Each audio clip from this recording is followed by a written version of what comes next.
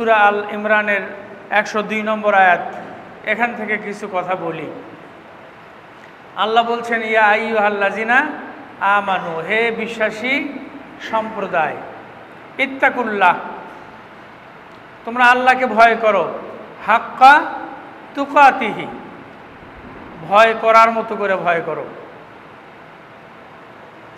আল্লাহকে ভয় করতে হবে, ভয় করার মতো ভয়।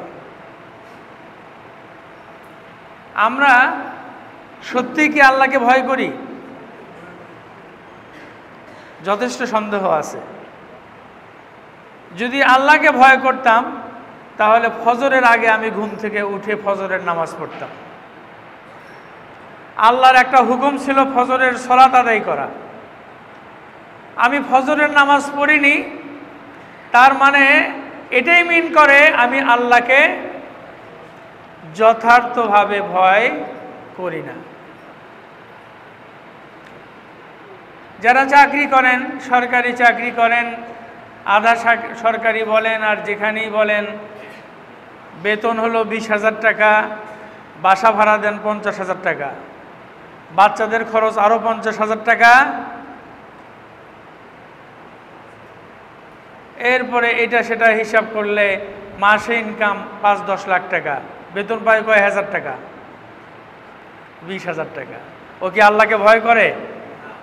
ওর নাম নিশ্চয় আব্দুল্লাহ অথবা আব্দুর রহমান, অবশ্যই মুসলমানের সন্তান।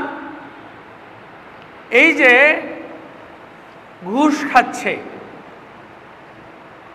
ঘুষ খাইতে তার বিবেকে বাধে না। অন্য মানুষের অধিকার হরণ করে আরেকজনের কাছ থেকে সুবিধা নিয়ে তার অধিকার প্রদান করা, এটাই তো ঘুষ। অনেকে বলে যে ঘুষ হচ্ছে A to Z vitamin, vitamin আছে না, A to Z ভিটামিন, মানে A থেকে Z পর্যন্ত সব ভিটামিন এর মধ্যে আছে। আমি কথাগুলো বলছি এই জন্যে যে আমাদের দেশে যে যত বেশি শিক্ষিত মানুষ, সে তত কম ঘুষ খায় না বেশি ঘুষ খায়? একমত আপনারা আমার সাথে? দ্বিমত হইতে পারেন, দ্বিমত হলে হাত তুলে বলবেন যে আপনারা এই কথার সাথে আমার দ্বিমত আছে, অনুমতি দিলাম। আমার কোনো কথার সাথে যদি আপনাদের দ্বিমত হয়, আপনারা হাত তুলে খুব আদবের সাথে দাঁড়ায় জিজ্ঞেস করবেন যে আপনার এই কথার সাথে আমি বিনয়ের সাথে দ্বিমত পোষণ করি। যেই যত শিক্ষিত মানুষ, ঘুষের রেট তার তত বেশি। যে যত বড় পদে চাকরি করে, তার ঘুষের রেট তত বেশি না কম?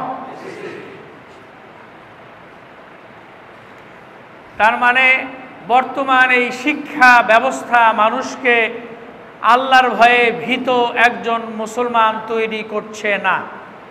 কি তৈরি করছে?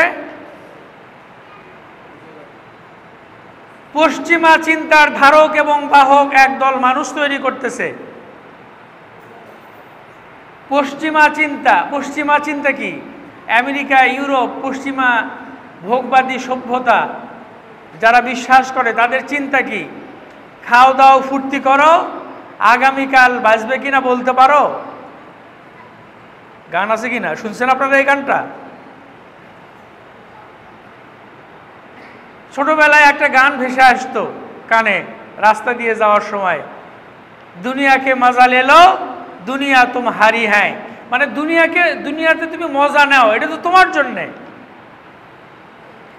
এই যে দুনিয়াতে মজা নিচ্ছে মানুষ, এরপরে দুনিয়াটা মস্ত বড় বলা হচ্ছে। আসলে দুনিয়া তো আল্লাহর সৃষ্টির তুলনায়, আল্লাহর এই মহাজাগতিক সৃষ্টির তুলনায় পৃথিবী একটা শস্যবিন্দুর মতো, একটা সরিষার দানার সমান। অহংকার করার কিছু নাই। আমি সেই দিকে যেতে চাই না। আমি যে এই কথাটি বলছি যে আমরা আল্লাহকে ভয় করার মতো ভয় করি না। আসলে আমরা আল্লাহকে ভয়ই করি না। এখন মুসলমান সমাজে বাস করি, শুক্রবারে জুমার নামাজে না আসলে মানুষ কি বলবে, এই জন্য জুমার নামাজে যাই। ঈদের নামাজে না গেলে কেমন হয়? কুরবানির ঈদে একটা বড় গরু কুরবানি না দিলে মানুষ কি বলবে, আমার সন্তানরা কি খাবে, এই ট্রেডিশনাল মুসলিম আমরা, এই ট্রেডিশনাল মুসলমানিত্বকে পরিত্যাগ করে একেবারে অরিজিন মুসলমান হতে হবে। এই অরিজিন মুসলমান যতদিন আমরা হতে না পারবো ততদিন আমরা গোটা পৃথিবীতে ইহুদি খ্রিস্টান কর্তৃক মার খাবো, যার সবচেয়ে উজ্জ্বল দৃষ্টান্ত হচ্ছে গাজায় 28,000 মুসলিম মা বোন ভাই শিশুদেরকে হত্যা করা হয়েছে। হত্যা করা হয়নি? ইহুদিরা হত্যা করছে, আমেরিকা পশ্চিমা বিশ্ব ওদেরকে সমর্থন দিচ্ছে, মুসলমানরা ওদের দিকে তাকিয়ে আছে। আরব দেশগুলো আমেরিকা এবং ইহুদি সভ্যতাকে সমর্থন জানাচ্ছে। তার মানে গোটা পৃথিবীতে মুসলমান নামধারী যেই রাজা বাদশাগুলো আছে, মুসলমান নামধারী যেই শাসকগুলো আছে, সেই শাসকরা আল্লাহকে ভয় করে না, তারা ভয় করে আমেরিকাকে, তারা ভয় করে ইসরায়েলকে। ঠিক বললাম নাকি? আমেরিকাকে ভয় করে ইসরায়েলকে, পরাশক্তিগুলোকে। তার কারণ আমেরিকা নির্ধারণ করে কোন মুসলমান দেশের কে প্রধানমন্ত্রী হবে, বিশ্বের কোন দেশকে শাসন করবে। আমেরিকা নির্ধারণ করে, ইহুদিরা নির্ধারণ করে, মুসলমানদেরকে শাসন করে, বহুতভাবে শাসন করে। আমরা যে সুদ খাই, এই সুদ আমাদের দেশে ফরজ না নফল? কে বলছে হারাম? কোথায় পাইছেন হারাম আপনি? কোরআন হাদিসে সুদ হারাম। কিন্তু আমাদের প্রাণ প্রিয় মাতৃভূমি যে বাংলাদেশে 90% মুসলমান, এই বাংলাদেশে সুদ খাওয়া ফরজ। আপনি আমাকে জিজ্ঞেস করবেন কেমনে ফরজ? আমাদের বাংলাদেশের গোটা ব্যাংকিং সিস্টেম, ব্যাংকিং চ্যানেল সুদের দ্বারা পরিচালিত না সুদ ছাড়া পরিচালিত? জবাব দেন দেখি। তাহলে সুদ আমাদের দেশে সিস্টেমেটিক ওয়েতে, শাসনতান্ত্রিক ওয়েতে, সরকারি ওয়েতে, গভর্নমেন্টের নির্দেশে বাংলাদেশে সুদ বাধ্যতামূলক। আমি যে টুপি মাথায় দিয়ে আপনাদের সামনে নামাজ পড়েছি, খুতবা দিচ্ছি না, বক্তব্য দিচ্ছি, এই টুপি কোনো না কোনো গার্মেন্টসে তৈরি হয়েছে, হয়নি? সেই গার্মেন্টসের মালিক ব্যাংক থেকে ঋণ নিয়েছে, সেই ঋণ শোধ করার জন্য সেই মালিককে কি দিতে হবে ভাই? সুদ দিতে হবে। তো ওই গার্মেন্টসের মালিক ব্যাংককে সুদ দেবে, ওর নিজের বাপের পকেট থেকে দেবে? কার থেকে দেবে? আমার কাছ থেকে নেবে, আপনার কাছ থেকে নেবে সুদের টাকা। তার মানে আমি যেই পাঞ্জাবি পরে খুতবা দিচ্ছি এর মধ্যেও সুদের টাকা আছে, যেই টুপি মাথায় দিয়ে আমি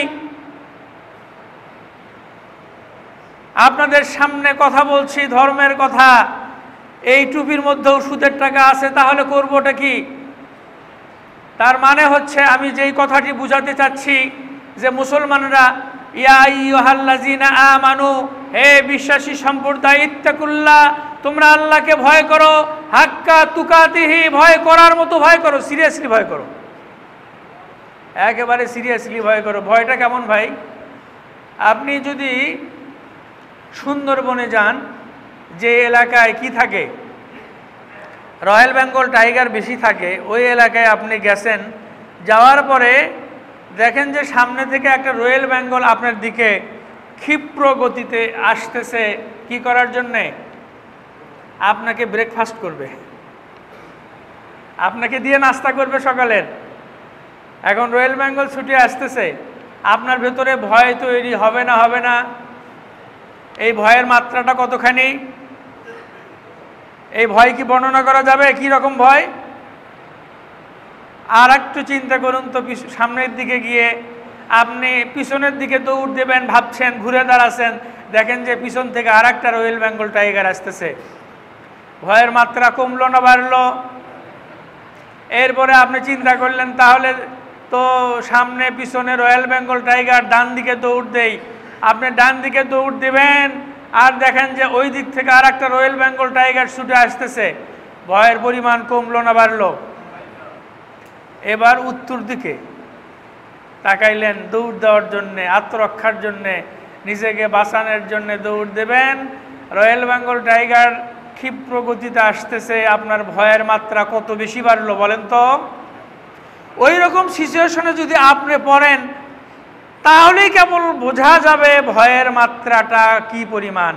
আমি যে বললাম এই বলার দ্বারা আপনার ভেতরে কি ওই ভয় তৈরি হলো, অনুভব করতে পারলেন, কিন্তু বাস্তবিক পক্ষে ওই রকম সিচুয়েশনে যদি আপনি পড়েন তাহলে কি হবে? একটা গোখরা সাপ যদি আপনাকে ধাওয়া করে পিছন থেকে, আপনার ভেতরে কি পরিমাণ ভয়ের তৈরি হবে? আই সর্বনাশ, কি সাপ! আমরা গোমা সাপ বলি গ্রাম অঞ্চলে। গোখরা সাপ যদি পিছন থেকে একটা ধাওয়া দেয়, আপনি দৌড়াচ্ছেন, পিছন থেকে ধাওয়া দিচ্ছে। স্বপ্নের মধ্যে অনেক সময় হয় না ভাই? কি হয়? আপনি স্বপ্ন দেখতেছেন যে আপনার পিছন থেকে একটা গোখরা সাপ ধাওয়া করছে, আপনি দৌড়াচ্ছেন কিন্তু দৌড় আগাচ্ছে না। দৌড়া আগায়? স্বপ্নের মধ্যে দৌড়ান যায়? মনে হয় হোঁচট খেয়ে পড়ে যাবে, এই যেতে পারছি না, এই পায়ে কামড় দিল। এই যে যদি সত্যিই একটা গোখরা সাপ কামড় দেওয়ার জন্য আপনাকে পিছন থেকে ধাওয়া করে, তাহলে আপনার ভিতরে কি পরিমাণ ভয় তৈরি হবে? এই ভয়কে বলে হচ্ছে ভয় করার মতো ভয়। আমরা কি আল্লাহকে এই পরিমাণ ভয় করি? একটা গোখরা সাপ যদি পিছন থেকে ধাওয়া দেয়, তাহলে যেই পরিমাণ ভয় করি, আল্লাহকে কি আমরা সেই পরিমাণ ভয় করি? রয়্যাল বেঙ্গল টাইগার চতুর্দিক থেকে একসাথে আপনাকে খাওয়ার জন্য হামলে পড়ছে, এই দৃশ্য দেখার পরে আপনার ভিতরে যে ভয় তৈরি হয়, আল্লাহকে কি আমরা ওই পরিমাণ ভয় করি? সঠিক অথবা ব্যাঠিক বলবেন, বলেন। ভয় করি? ভয় করি না। তার মানে আমরা আল্লাহকে আসলে ভয় করি না। আমরা আল্লাহকে ভয় করি না। আমাদের নাম মুসলিম, আমরা ট্রেডিশনাল মুসলিম। নবী করিম সাল্লাল্লাহু আলাইহি সাল্লাম বলেছেন, যে ব্যক্তি আল্লাহকে ভয় করবে, গোটা পৃথিবী তাকে দেখে ভয় করবে। যে আল্লাহকে ভয় করবে না, গোটা পৃথিবী তাকে ভয় দেখাবে। এখন বুঝে নেন, প্যালেস্টাইনে কেন ইসরায়েল হামলা করে, কেন আমেরিকা পশ্চিমা বিশ্ব মুসলমানদেরকে ধ্বংস করে দেয়, কেন সিরিয়াকে ধ্বংস করে দেয়, কেন ইরাক নামক একটি দেশকে ধ্বংস করে দেয়, কেন লিবিয়া নামক একটি দেশকে ধ্বংস করে দেয়। যেই লিবিয়ার লোকেরা বলে গাদ্দাফি যখন ছিল আমরা বসে বসে খাইতাম, কোনো কামাই রোজগার করা লাগতো না, এত টাকা ইনকাম হইতো। ইরাকের মুসলমানদের সমৃদ্ধি ছিল, আমেরিকা মুসলমানদের মেরে শেষ করে দিয়েছে। আমার ওই দিনের মতো কথা মনে পড়ে, ইরাকের অবরোধ করা হলো, খাদ্য অবরোধ। 8 লক্ষ ইরাকি শিশু না খেয়ে পুষ্টিহীনতায় মারা গেল আমেরিকার একটি অবরোধের কারণে। কয় সালে? 2004 সালে, আগে পিছে। আমেরিকা, ইউরোপ, পশ্চিমা বিশ্ব, ইসরায়েল, এরা মুসলিমদেরকে ভয় করে না, কারণ মুসলমানরা আল্লাহকে ভয় করে না। মুসলমানরা যদি আল্লাহকে ভয় করত, গোটা পৃথিবী মুসলমানদের আঙ্গুলের ইশারায় উঠত আর বসত। আর আমরা কার আঙ্গুলের ইশারায় উঠে বসি? আমেরিকা, ইসরায়েল, এদের আঙ্গুলের ইশারায়। ইসরায়েলের কত লক্ষ? 28 লক্ষর মধ্যে প্রায় 16 লক্ষ শুধু শিশুকে হত্যা করা হয়েছে, এবং বেছে বেছে ওরা খেলো শিশুদেরকে হত্যা করে। এই শিশুদেরকে হত্যা করছে কারা জানেন না? আপনাদের মনে নাই? ফেরাউন। ফেরাউন মুসা আলাইহিস সালামের সময়ে, মুসা আলাইহিস সালামের জন্মের আগে সে কি দেখেছিল? একটা স্বপ্ন দেখছিল না যে ওর রাজ্যে একটা শিশুর জন্ম হবে, যার হাতে তার রাজ্য ক্ষমতা এবং জীবন দুটাই চলে যাবে। এই জন্যে মিশরে প্রত্যেক প্রেগনেন্ট মহিলার ঘরে পাহারা বসানো হইল না, হত্যা করা হবে, এবং হত্যা করা হয়েছে। লক্ষ লক্ষ শিশুকে ফেরাউন হত্যা করেছিল। আজকে নেতানিয়াহু, ইসরায়েলের প্রেসিডেন্ট নেতানিয়াহু, আমেরিকার প্রেসিডেন্ট বাইডেন সহ পশ্চিমা বিশ্ব, ওরা ফেরাউন সেজে বসে গেছে, আর মুসলমানেরা মার খাচ্ছে। মুসলমানেরা তো মার খাওয়ার জন্য পৃথিবীতে আসে নাই, মুসলমানেরা বিশ্ব শাসন করার জন্য এসেছিল। হজরত ওমর বিশ্ব শাসন করেছিলেন, হজরত আবু বকর রাদিয়াল্লাহু তাআলা আনহু তিনি মুসলমানদের খলিফা ছিলেন। বাঘে মহিষে এক ঘাটে পানি খাইতো, কেন? তারা আল্লাহকে ভয় করত। কাকে ভয় করত? আল্লাহকে ভয় করত। হযরত সিদ্দিক আকবর, হযরত আবু বকর রাদিয়াল্লাহু তাআলা আনহু একদিন বাড়িতে গেলেন, গিয়ে দেখলেন বিশেষ একটি রান্নার ব্যবস্থা করা হয়েছে, খাবার ব্যবস্থা করা হয়েছে। স্ত্রীকে জিজ্ঞেস করলেন, স্ত্রী কি ব্যাপার, আমার তো এত বেশি টাকা নাই, তুমি কিভাবে এত দামি দামি খাবার রান্না করলে, এই টাকা কোথায় পেলে? স্ত্রী জবাব দিলেন, আমিরুল মুমিনিন, আপনি বাইতুল মাল থেকে যেই বেতন পান, যেই সম্মানী পান, যেই স্যালারি পান, তা থেকে প্রত্যেক দিন কিছু কিছু জমিয়ে রাখি আর মাসের কোনো একদিন বিশেষ খাবার রান্না করি। হযরত আবু বকর ছুটে গেলেন কোথায়? একেবারে অর্থমন্ত্রীর কাছে গিয়ে বললেন যে মাননীয় অর্থমন্ত্রী, আমার এই পরিমাণ বেতন, সম্মানী, স্যালারি কম দেবেন। কেন আমিরুল মুমিনিন, কোনো সমস্যা? বলছে না, এই পরিমাণ কম অর্থ দিলেও আমার এক মাস চলে যায়, এটা আমি আজকে বুঝতে পেরেছি, এই জন্য এটা কম দেবেন। এটা তো মুসলমানের সম্পদ, এটা তো রাষ্ট্রের সম্পদ। আল্লাহর ভয় তার মধ্যে ছিল কি ছিল না? এই ভয়কে আপনি কি করবেন? আপনি একজন মুসলিম, আপনি কাকে অনুসরণ করবেন? আপনার আদর্শকে? আপনার আদর্শ কি আব্রাহাম লিঙ্কন? আপনার আদর্শ কি নেলসন ম্যান্ডেলা? আপনার আদর্শ কি নরেন্দ্র মোদী? আপনার আদর্শকে? আপনার আদর্শ সিদ্দিক আকবর, হযরত আবু বকর রাদিয়াল্লাহু তাআলা আনহু, লাকাদ কানা লাকুম ফি রাসূলিল্লাহি উসওয়াতুল হাসানা, তোমাদের জন্য অনুসরণীয়, অনুকরণীয় আদর্শ একমাত্র মহানবী সাল্লাল্লাহু আলাইহি সাল্লামের জীবনেই রয়েছে। তিনি যে মানুষগুলোকে তৈরি করে থুয়ে গেছিলেন, সেই মানুষগুলো কেমন? একদিন হযরত ওমর রাদিয়াল্লাহু তাআলা আনহু কোনো একটা ঈদের সময় তার সন্তানরা ভালো ভালো খাবার এবং ভালো ভালো জামার বায়না ধরলেন। হযরত ওমর রাদিয়াল্লাহু তাআলা আনহু, তার কাছে অর্থ ছিল না, টাকা পয়সা ছিল না। তিনি অর্থমন্ত্রী আবু উবাইদার কাছে পাঠাইলেন চিঠি লিখে, মাননীয় অর্থমন্ত্রী, আমাকে এক মাসের বেতন, এক মাসের স্যালারি, এক মাসের সম্মানী আমাকে অগ্রিম দেওয়া হোক। চিঠি পড়ে হযরত আবু উবাইদা কেঁদে ফেললেন। তিনি ফিরতি চিঠি লিখলেন, আমিরুল মুমিনিন, আপনার আদেশ শিরোধার্য, আপনার আদেশ অমান্য করার ক্ষমতা আমার নাই, কিন্তু আমাকে দুটো প্রশ্নের জবাব না দিলে তো আমি আপনাকে অগ্রিম বেতন দিতে পারবো না। সেই অগ্রিম বেতন দিতে হলে আপনাকে দুটো প্রশ্নের জবাব আমার কাছে ক্লিয়ার করতে হবে। নাম্বার 1, আরো এক মাস জনগণ আপনাকে খলিফা হিসেবে খলিফার মসনদে রাখবে, এর কি কোনো গ্যারান্টি আপনার কাছে আছে? যদি থাকে আমাকে দেন।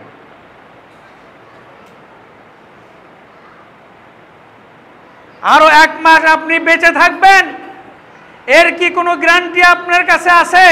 যদি থাকে আপনি আমাকে দেন, তাহলে অগ্রিম বেতন দিতে আমার কোনো অসুবিধা নাই। চিঠি পড়ে হযরত ওমর হাউমাউ করে কাঁদছেন। আমাদের দেশের ক্ষমতা প্রধান বা অন্য কোনো দেশের শাসক যদি তার অর্থমন্ত্রীর কাছে টাকা চায়া পাঠাইতো, আর যদি তাকে দেওয়া না হতো, অর্থমন্ত্রীর পদ থাকতো? হ্যাঁ, হযরত ওমর কি বললেন? তিনি কাঁদলেন আর বললেন, আবু উবাইদা, তুমি উম্মতের একজন আমানতদার। আবু উবাইদার জন্য দোয়া করলেন যে আবু উবাইদা বাইতুল মালের হেফাজত করতেছে, রাষ্ট্রের কোষাগারের হেফাজত করতেছে। আজকে আমরা মুসলমানরা কি করছি? আমরা যারা মুসলিম, আমি কয়েক বছর আগে একটা পত্রিকার খবরে দেখলাম যে একজন প্রকৌশলী ইঞ্জিনিয়াররা নিশ্চয় সুপার ব্রিলিয়ান্ট হয়, বুয়েট থেকে অথবা এরকম কোনো জায়গা থেকে পড়াশোনা করে। আমাদের দেশের ব্রিলিয়ান্ট স্টুডেন্টরা ইঞ্জিনিয়ার হয়। সব মানুষ খারাপ তা বলছি না, তবে আমাদের এক ভাতে টিপ দিলে পাতিলের সব ভাতের অবস্থা বোঝা যায়। তিনি একটা ঠিকাদারি পাশ করে দিয়ে, একটা প্রজেক্ট পাশ করে দিয়ে 1,500 কোটি টাকা ঘুষ নিয়েছিলেন। ওই ইঞ্জিনিয়ারের আর চাকরি করার দরকার আছে? 1,500 কোটি টাকা এই রকম সিগনেচার কেউ জীবনে শুধু একটাই করে না, সপ্তাহে 2-1টা করে, মাসে করে, বছরে করে? আর ওটা না হয় 1,500 কোটি টাকার সিগনেচার হলো, 100 কোটি টাকা, 1 কোটি টাকা, 10 লাখ টাকা, 20 লাখ টাকার সিগনেচার প্রতি মুহূর্তেই করে কি করে না বলেন তো? করে। আমাদের দেশে বোধহয় এগুলো নাই, সব আল্লাহর ফেরেশতা হয়ে গেছে। কি বলেন? সবাই হযরত আবু বকর হয়ে গেছে, হযরত ওমর হয়ে গেছে সবাই। কেউ আর ঘুষ খায় না আমাদের দেশে। ভাইয়েরা, আমি কোনো দলকে বড় করার জন্য কথা বলি না, কাউকে ছোট করার জন্য কথা বলি না। কোরআন এবং হাদিসের সাথে মিলিয়ে দেখেন, আমার কথা যদি সত্য না বলি কান ধরে এখান থেকে নেমে যাব, কোনোদিন কথা বলার জন্য আসবো না। আমাদের একজন মিনিস্টার তিনি বক্তৃতা দিতে গিয়ে বলেছিলেন, সরকারি বড় বড় আমলাদের সামনে, ওই আমলা নামের কামলাদের সামনে বক্তৃতা দিতে গিয়ে বলছিলেন, আপনারা ঘুষ খান কিন্তু সহনীয় মাত্রায় খান, মানে একটু কম করে খান, সবই একদম চেঁচে বুঝে খায়েন না। ওই বক্তব্যটি আমার খারাপ লেগেছিল, কিন্তু পরবর্তীতে আমি চিন্তা করছিলাম যারা মন্ত্রী বাংলাদেশের প্রেক্ষাপটে যে বক্তব্যটা দিয়েছেন একেবারে খারাপ বক্তব্য দেয়নি। আপনাকে যদি আমি 10 টাকা দেই, আপনি যদি 60 টাকার কাজ করে 3 টাকা মেরে খান, এটাকে আমি বলবো দুর্নীতি। আর আপনাকে যদি 1,000 কোটি টাকা দেই, পুরোটাই যদি আপনি গায়েব করে দেন, সেটাকে কি বলবেন? সেটা দুর্নীতি না ডাকাতি? ডাকাতি। আমি কথাগুলো এই জন্য বলছি, মুসলমানের সন্তানরা, আমাদের দেশে শিক্ষিতের হার বাড়তেছে, বাড়তেছে না কমতেছে বলেন দেখি? প্রাইমারি স্কুলের সংখ্যা বাড়ছে না কমছে? স্কুলের সংখ্যা, মাদ্রাসার সংখ্যা, কলেজের সংখ্যা, বিশ্ববিদ্যালয়ের সংখ্যা বাড়ছে না কমছে? জোরে বলেন। চোরের সংখ্যা বাড়ছে না কমছে? তাহলে কি লাভ হলো? Education is the harmonious development body mind and soul, বলেছিলেন ইংরেজ কবি John Milton. Education is the harmonious development body mind and soul. শিক্ষা হলো সেইটাই যেটা শরীর, মন এবং আত্মার বিকাশ সাধন করে, তার নাম শিক্ষা। এই শিক্ষা আমাদের কতটুকু শারীরিক শিক্ষা দিচ্ছে জানি না, তবে মন এবং আত্মার শিক্ষা দিচ্ছে না। আমাদের মন এবং আত্মাকে মেরে ফেলা হচ্ছে। কিভাবে মেরে ফেলা হচ্ছে? একটি হাদিস আপনাদেরকে বলি। নবী করিম সাল্লাল্লাহু আলাইহি সাল্লাম বলেছেন, যেই দেহের মধ্যে কোরআনের জ্ঞান নাই, সেই দেহটা হচ্ছে একটা পরিত্যক্ত বাড়ির মতো। খুব মন দিয়ে আমার কথাটা শুনবেন। আগে যে কথাগুলো শুনলেন তার চেয়ে বেশি মন দেবেন আমার এই কথা শোনার জন্যে। যেই দেহের মধ্যে কিসের জ্ঞান নাই? কোরআনের জ্ঞান নাই, সেই দেহটা কিসের মতো? একটা পরিত্যক্ত বাড়ির মতো। আল্লাহ রাসূল সাল্লাল্লাহু আলাইহি সাল্লাম বলছে, যেই দেহের মধ্যে কোরআন বাস করে না, কোরআনের জ্ঞান নাই, সেই দেহটা ওই পরিত্যক্ত বাড়ির মতো। সেই মানুষটা দেখতে চেহারা যত সুন্দর হোক না কেন, ওই সালমান খানের মতো হোক, আর আমির খানের মতো হোক, আর শাহরুখ খানের মতো হোক, ওই দেহের মধ্যে একটা ইবলিশ শয়তান বাস করে। যেহেতু ওই দেহের মধ্যে কোরআনের জ্ঞান নাই, হাদিসের জ্ঞান নাই, আল্লাহর রাসূলের জ্ঞান নাই, সুন্নাহর জ্ঞান নাই। আমার কথা কি পরিষ্কার না? আফসা আফসা আফসা আফসা নয় তো? একদম ক্লিন কাট, পরিষ্কার না? আমি ক্রিস্টাল ক্লিয়ার কথা বলছি আপনাদের সামনে। এই কথাগুলো যার বোঝার ক্ষমতা আছে তার দুনিয়াতেও কল্যাণ হবে, আখেরাতেও কল্যাণ হবে। আমি কথা বলেছিলাম, ইত্তাকুল্লাহা হাক্কা তুকাতিহি, তোমরা আল্লাহকে ভয় করার মতো ভয় করো। কিসের মতো ভয়? আল্লাহকে ভয় করার মতো ভয় করো। ওই যে বললাম, উদাহরণ অনেকে পরে আসছেন, রয়্যাল বেঙ্গল টাইগারের চাইতে কম ভয় না, বেশি ভয় করতে হবে। ওই গোখরা সাপের চাইতে কম নয়, বেশি ভয় করতে হবে। সোনাতলা থানার ওসি সাহেব যদি রাত 2টার সময় এসে আপনার বাড়িতে এসে করানোরে, আর যদি বলেন, কে? আমি সোনাতলা থানার ওসি, আপনার ভেতরে প্যালপিটেশন শুরু হবে কি হবে না? একটু জবাব দেন তো, হবে কি হবে না? ভয়ে ভয়ে হবে। কেন? যে রাত 2টার সময় আসছে সোনাতলা থানার ওসি সাহেব, এবার আমার ঘাড় মটকায় তো থানায় নিয়ে যাবে। আপনি ওসি সাহেবকে ভয় করেন না? এসপি সাহেবকে ভয় করেন না? ভয় করেন? ডিসি সাহেবকে করেন? ইউনিয়নের চেয়ারম্যানকে করেন? এমপি মন্ত্রীদেরকে ভয় করেন? করেন না? করেন, ভয় করেন। শুধু ভয় করেন না কাকে? আল্লাহকে। এই সব কিছুকে যিনি সৃষ্টি করেছেন, যাদের নাম এতক্ষণ বললাম, এই রকম পৃথিবীর মতো কত লক্ষ লক্ষ হাজার হাজার কোটি পৃথিবী যিনি তৈরি করেছেন, এই পৃথিবী যার কুন বললে ফায়কুন হয়ে মুহূর্তের মধ্যে ধ্বংস হয়ে যাবে, যিনি কুন বললে আপনার হার্ট ব্লক হয়ে যাবে, যিনি কুন বললে আপনার লাংস ব্লক হয়ে যাবে, যিনি কুন বললে আপনার কিডনি ফল করবে, যিনি কুন বললে আপনার মাল্টি অর্গান ফল করে আপনি চিত্তর হয়ে পড়ে যাবেন, সেই সৃষ্টিকর্তা আল্লাহকে আমরা ভয় করি না, শুধু ভয় করি মানুষকে। আর মানুষকে ভয় করার কারণে মুসলমানদের বিপদ বেড়ে যাচ্ছে, মুসিবত বেড়ে যাচ্ছে। নবী করিম সাল্লাল্লাহু আলাইহি সাল্লাম বলেছেন, এমন একটা সময় আসবে যখন ইহুদি খ্রিস্টানরা মুসলমানদের উপরে হামলিয়ে পড়বে। যেমন দস্তরখানে খাবার জন্যে ক্ষুধার্ত মানুষ হামলিয়ে পড়ে খাবার গামলার ওপরে বা পাত্রের ওপরে, ঠিক তেমনি এক সাহাবী জিজ্ঞেস করলেন, ইয়া রাসূলুল্লাহ, সেই সময় কি মুসলমানের সংখ্যা কম হবে? নবী করিম সাল্লাল্লাহু আলাইহি সাল্লাম বললেন, না, মুসলমানের সংখ্যা কম হবে না, তবে তাদের মৃত্যুর ভয় বেশি করবে, মরার ভয় বেশি করবে, আর দুনিয়ার প্রতি মায়া মহব্বত মরে যাবে। হাই রে, 10 তলা বিল্ডিং, এটা থুয়ে কীভাবে মরে যাব। আর দজ্জাল যখন পৃথিবীতে আসবে তখন কি করবেন? দজ্জাল এসে বলবে, আমি তোমাকে জান্নাত দিচ্ছি, জান্নাতে যাও। দজ্জালের জান্নাত যদি আপনি নেন, তাহলে আপনি যাবেন কোথায়? আসলে জাহান্নামে। তাহলে এই দুনিয়ার সামান্য কয়েকটা পয়সা, টাকা পয়সার জন্য আপনি আল্লাহকে ভুলে যাচ্ছেন। দুনিয়ার সবাইকে ভয় করেন, শুধু আল্লাহকে ভয় করেন না। এই যদি হয় আমাদের অবস্থা, তাহলে ভেবে দেখুন তো, দজ্জাল আসলে আপনি কি করবেন? দজ্জালের কাছে ঈমান বিক্রি করবেন কি করবেন না?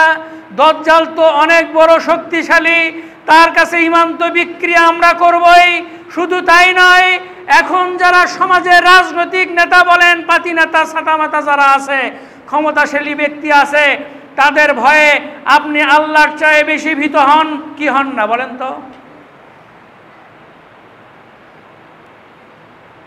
তাদের ভয়ে, মানুষের ভয়ে আপনি হক কথা বলেন না, মানুষের ভয়ে আপনি প্যালেস্টাইনের বিরুদ্ধে প্যালেস্টাইনের মুসলমানদেরকে হত্যা করা হচ্ছে, আমেরিকা রাগ করবে, এই জন্য আমেরিকার বিরুদ্ধে কথা বলেন না, ভারতের বিরুদ্ধে কথা বলেন না। ভারত আমাদেরকে শোষণ করতেছে। ভারতে বাবরি মসজিদ ভেঙে ফেলা হয়েছে, ভারতের অযোধ্যার 17টি জায়গায় রামের মন্দির ছিল, একটি জায়গায় ছিল না যেখানে সম্রাট বাবর আজ থেকে 650 বছর আগে একটি মসজিদ নির্মাণ করেছিলেন, যেই মসজিদের নাম বাবরি মসজিদ। ভারত সরকার রামের 17টা জন্মস্থান, এক রাম কয় জায়গায় জন্মগ্রহণ করছে আমি এখনো বুঝতে পারি নাই, বোঝার চেষ্টা করতেছি, মনে হয় না কিয়ামতের আগে বুঝতে পারবো। এক রাম নাকি 17 জায়গায় জন্মগ্রহণ করছে। এই ওসিলা ধরে মুসলমানদের বাবরি মসজিদ, 650 বছরের বাবরি মসজিদ ভেঙে চুরমার করে সেখানে রামের মন্দির নির্মাণ করা হয়েছে। 2500 মুসলমানকে ইন্ডিয়াতে এই নরেন্দ্র মোদী আগুন দিয়ে পুড়ে হত্যা করা হয়েছে। গরু কুরবানি করলে ভারতের অনেক প্রদেশে মুসলমানদেরকে হত্যা করা হয়। আমরা ফেসবুকে, ইউটিউবে ছবি দেখেছি, গত রমজানে মুসলমানেরা মসজিদে নামাজের সংকলন হচ্ছিল না, কিছু মুসলমান রাস্তায় গিয়ে নামাজে দাঁড়িয়ে গেছে, পুলিশ এসে ওদের পাছায় লাথি মারতেছে আর তুলে দিচ্ছে। এই দৃশ্য দেখে মনে হচ্ছে ওই লাথি কোনো মুসলমানের পাছায় মারতেছে না, আমার কলিজায় আঘাত হানতেছে। মুসলমান ভাইয়েরা, আপনারা কবে সতর্ক হবেন? আল্লাহকে ভয় করেন, ভয় করার মতো। হাক্কা তুকাতিহি ওয়ালা তামুতুন্না ইল্লা ওয়া আনতুম মুসলিমুন। আল্লাহকে ভয় করার মতো ভয় করো, আর মুসলমান না হয়ে মৃত্যুবরণ করো না, মুসলমান না হয়ে মরো না। মুসলমান না হয়ে আপনি মরেন না, আল্লাহ বলছে ইল্লা ওয়া আনতুম মুসলিমুন, ইসলাম থেকে মুসলিম, অর্থাৎ অ্যাবসলিউটলি কমপ্লিটলি সারেন্ডার টু আল্লাহ। একেবারে সব কিছু থেকে, দুনিয়ার সব কিছু থেকে মুখ ফিরায় নিয়ে, দুনিয়ার আমেরিকা বলেন, ইউরোপ বলেন, ইসরায়েল বলেন, ভারত বলেন, পশ্চিমা বিশ্ব বলেন, সব দিক থেকে মুখ ফিরাইয়া শুধুমাত্র আল্লাহর কাছে সারেন্ডার করতে পারলে, গোটা পৃথিবী আপনার পায়ে সেজদা করবে। আমি কি ঠিক বললাম না ঠিক বললাম বলেন? আল্লাহ বলছে তুমি মরো না, মরলে খবর আছে, মরলে খবর আছে। ভাইয়েরা, কানা ফেরেস্তার গুতানি যাই না খাইছে তাই বুঝবে না কবরের গুতানি কত কঠিন গুতানি। ভাইরা, অনেক দাড়ি পাকা মুরব্বীরা এখানে বসে আছেন, সাদা হয়ে গেছেন। এই মসজিদে আমি হয়তো আরও 2-3 বছর আগে আসছিলাম। সবাই কি এখন আছে এই মসজিদে, না কেউ চলে গেছে কবরে? যদি ভালো করে থাকে আলহামদুলিল্লাহ, আর যদি আল্লাহকে ভয় করার মতো ভয় না করে থাকে, কানা ফেরেস্তার গুতানি কি কপালে আসে না নাই? আরে কানা হলে তো হইতো, কানেও শোনে না, আবার চোখেও দেখে না। কানেও শোনে না, চোখেও দেখে না, এর সাথে পারবেন কেমনে ভাই? এ যখন মারা শুরু করবে এর সাথে তো পারবেন না। এই জন্য আল্লাহ বলছে তোমরা মরো না যতক্ষণ পর্যন্ত তুমি পরিপূর্ণভাবে আমার কাছে সারেন্ডার না করছো। আল্লাহর কাছে সারেন্ডার করতে হবে, সম্পূর্ণরূপে সারেন্ডার করতে হবে। কার কাছে ভাই? আল্লাহর কাছে সারেন্ডার করতে হবে। কোন কোন ক্ষেত্রে সারেন্ডার করবেন বলেন? কোন কোন ক্ষেত্রে? দুনিয়ার সকল ক্ষেত্রে সারেন্ডার করতে হবে। কার কাছে? আল্লাহর কাছে। হযরত ইব্রাহিম আলাইহিস সালাম যখন বললেন, অনেক বড় ঘটনা, আমি সেই দিকে যেতে চাই না, তিনি বললেন সর্বশেষে ইন্নী ওয়াজ্জাহতু ওয়াজহিয়া লিল্লাযী ফাতারাস সামাওয়াতি ওয়াল আরযি হানিফা ওয়া মা আনা মিনাল মুশরিকিন। আমি চতুর্দিক থেকে, আমি সব দিক থেকে আমার মাথা ঘুরাইয়া নিলাম সেই সৃষ্টিকর্তার দিকে, সেই রবের দিকে, যিনি নবমণ্ডল, ভূমণ্ডল, এই বিশ্ব জগতের সৃষ্টিকর্তা, তার দিকে আমি মাথা ঘুরালাম।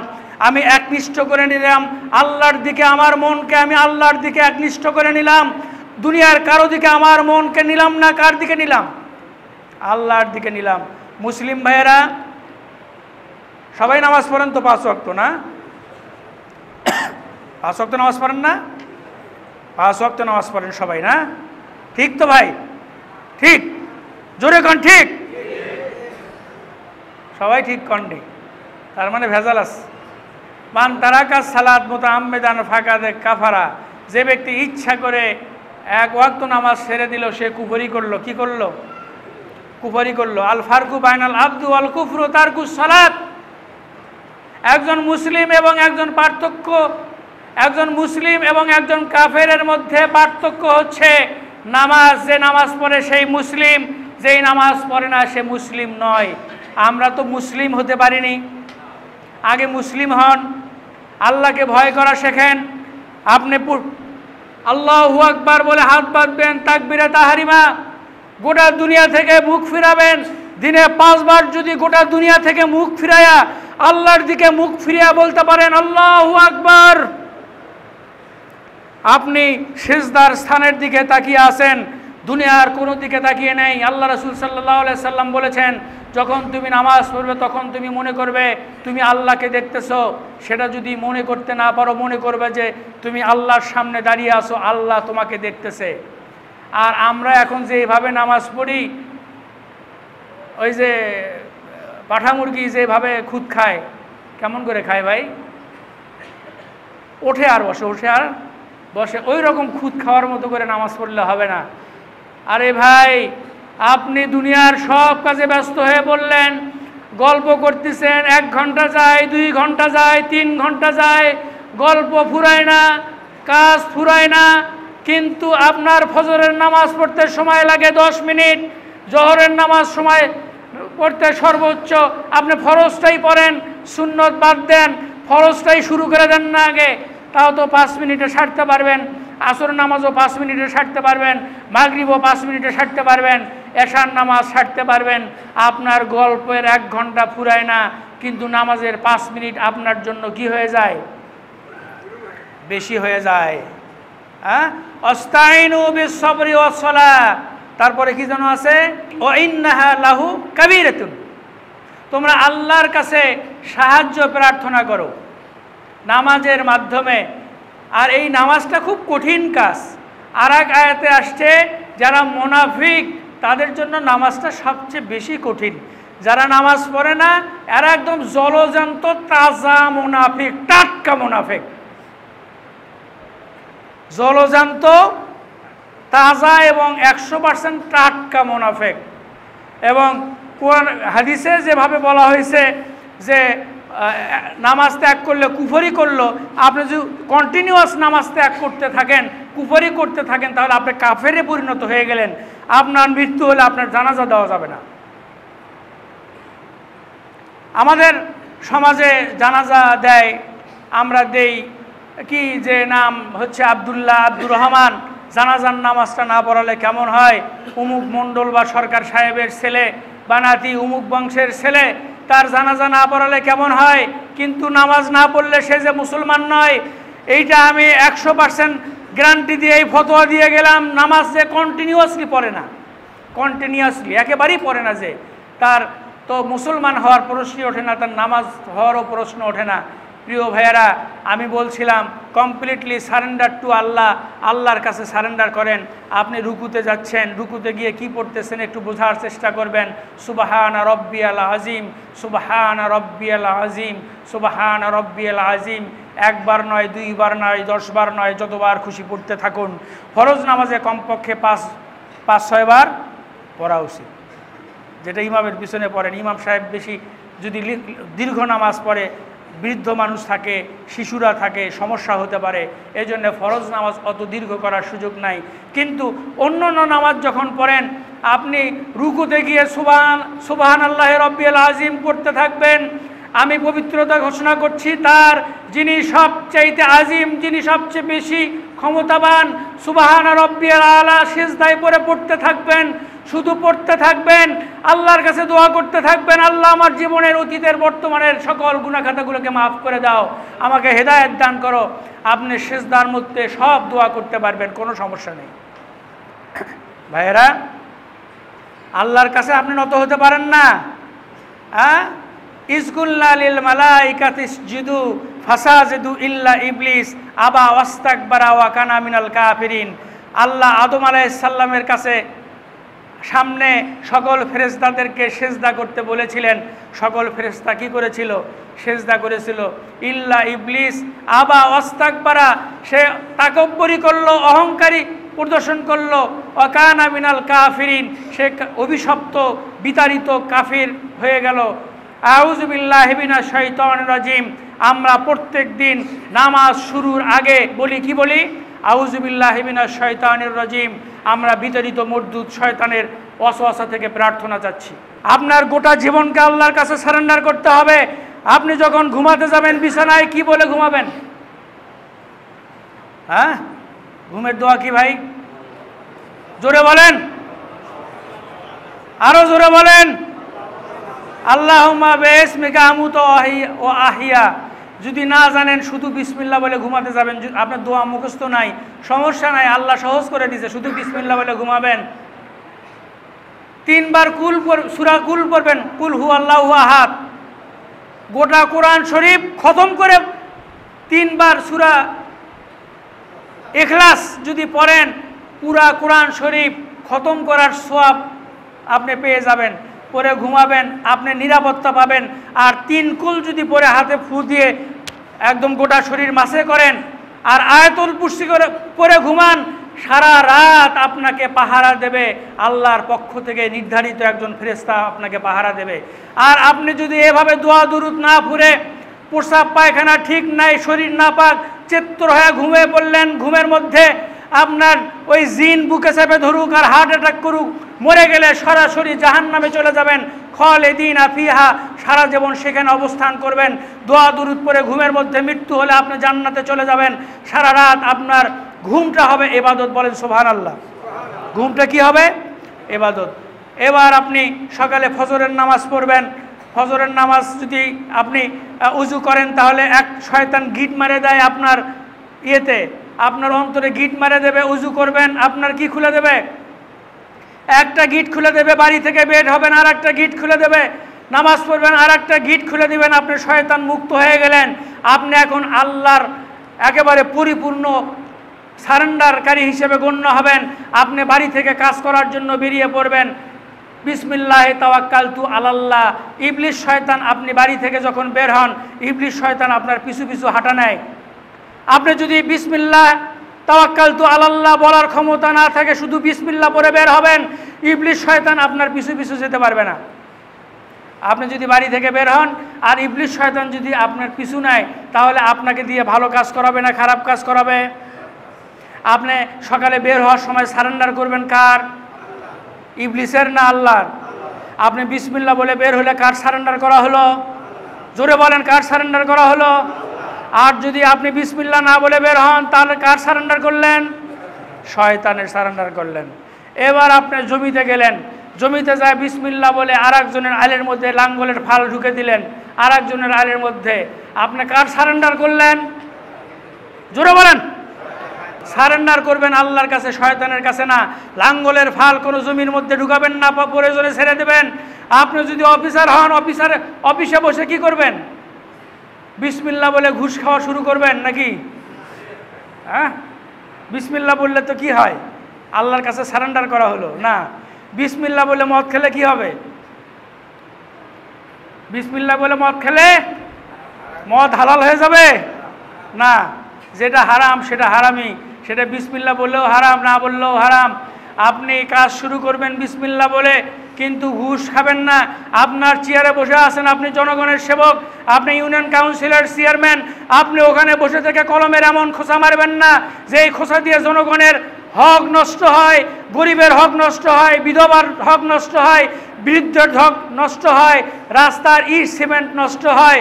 আপনি যদি এমপি মন্ত্রী হন, কলমের খোঁচা দিয়ে যদি শুরু করেন, তাহলে আপনি শয়তানের সারেন্ডার করলেন। আর আল্লাহ পাক কোরআনে কি বলছেন? ইল্লা ওয়া আনতুম মুসলিমুন। আল্লাহর কাছে পরিপূর্ণ সারেন্ডার না করে তুমি মৃত্যুবরণ করো না।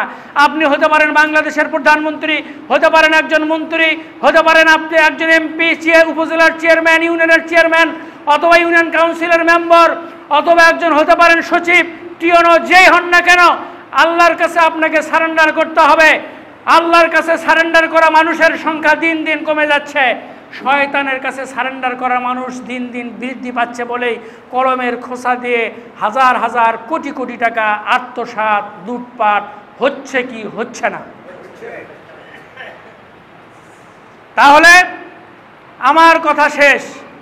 ইল্লা ওয়া আনতুম মুসলিমুন ইয়া আইয়ুহাল্লাযীনা আমানু ইত্তাকুল্লাহ, হে বিশ্বাসী সম্প্রদায়, তোমরা আল্লাহকে ভয় করার মতো ভয় করো, হাক্কা তুকাতিহি, ভয় করার মতো ভয় করো।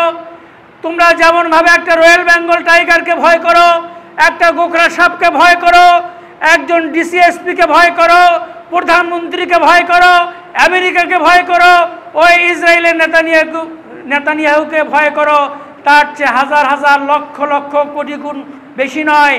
আপনার জীবনের সকল কিছু, সকল শক্তি, সব কিছু দিয়ে আল্লাহর কাছে আপনি সারেন্ডার করেন। দুনিয়ার কারো কাছে সারেন্ডার করবেন না, শুধুমাত্র আল্লাহর কাছে সারেন্ডার করবেন। ঘুষ, সুদ, দুর্নীতি এগুলো প্রশ্রয় দেবেন না, কোনোভাবেই প্রশ্রয় দেবেন না। যারা প্রশ্রয় দেয় তাদেরকে না বলুন, যে ঘুষ খায় তাকে না বলুন, কি বলবেন? যে মদ খায় তাকে হা বলুন। হ্যাঁ, যে মদ খায় না বলুন। আপনাদের দোকানে মাদক বিক্রি, এলাকাতে মাদক বিক্রি হয় না তো? না হয়, মাদক বিক্রি হয়। আচ্ছা আচ্ছা আচ্ছা ভাইয়েরা, আমি জেলখানায় গিয়ে দেখেছি, কয়েকবার জেলখানায় গেছি, গিয়ে দেখছি 80% হলো মাদক সেবনের আসামি, আর 10% হচ্ছে মার্ডার বা অ্যাটেম্পট টু মার্ডার, আর বাকি 10% আদার্স। তার মানে হচ্ছে এই মাদক বাংলাদেশে ঢোকে কোন দিক দিয়ে ঢোকে ভাই? আকাশ দিয়ে উড়ে আসে, বর্ডার দিয়ে আসে। বর্ডারে কেউ পাহারা দেয় না? দেয় না? কে পাহারা দেয়? আল্লাহর ফেরেশতারা। কারা পাহারা দেয়? যারা ওই বর্ডার পাহারা দেয় তারা যদি আল্লাহর কাছে সারেন্ডারকারী মুসলমান হতো, তাহলে বর্ডার দিয়ে ইয়াবা আসতো না, বর্ডার দিয়ে গাজা আসতো না। গাজার ট্রাক ধরা পড়ে বর্ডার পার হয়ে আসে। ভাই, একটা ট্রাক কি ছোট জিনিস? একটা দেশের ভেতর থেকে আর একটা দেশে যদি একটা তেঁতুলের পাতা উড়ে যায়, আর এক দেশের রাডার সিস্টেমে সেটা ধরা পড়ে কি পড়ে না? একটা তেঁতুলের পাতা যদি ধরা পড়ে, গাজার ট্রাক ধরা পড়ে না, ইয়াবা চালান ধরা পড়ে না। আল্লাহর কাছে জবাব দিতে হবে। যারা এই সকল দায়িত্বে আছেন, এই দায়িত্ব হয় আপনাকে 100% পালন করতে হবে, না হলে দুনিয়াতেও জবাব দিতে হবে, আখিরাতেও জবাবদিহি করতে হবে। যারা মাদক বিক্রি করে এদেরকে সমাজ থেকে বয়কট করুন। মানদাই মিনকুম মুনকারান ফালিউগাইরু বিয়াদিহি, যদি আপনার সামনে কোনো অন্যায় হয় হাত দ্বারা বাধা দেন। ফাইল্লাম ইয়াস্তাতি ফাবি কলবিহি যালিকা আযাফুল ঈমান, যদি আপনি হাত দ্বারা বাধা দিতে না পারেন, মুখ দ্বারা তীব্র ভাষায় প্রতিবাদ করেন, তাও না পারলে অন্তর দিয়ে ঘৃণা করেন। ভাইয়েরা, সারেন্ডার করব কার কাছে? আরো জোরে বলেন, সারেন্ডার করব কার কাছে? আল্লাহর কাছে। ওয়া আখিরু দাওয়ানা আনিল হামদুলিল্লাহি রাব্বিল আলামিন। বারাকাল্লাহু লানা ওয়া লাকুম ফিল কুরআনিল আযীম ওয়া নাফা'না ইয়্যাকুম বিল আয়াতি ওয়া যিকরিল হাকীম। ফা ইন্নাহু তাআলা জাওয়াদুন কারিমুন মালিকুন বাররুর রাউফুর রহিম।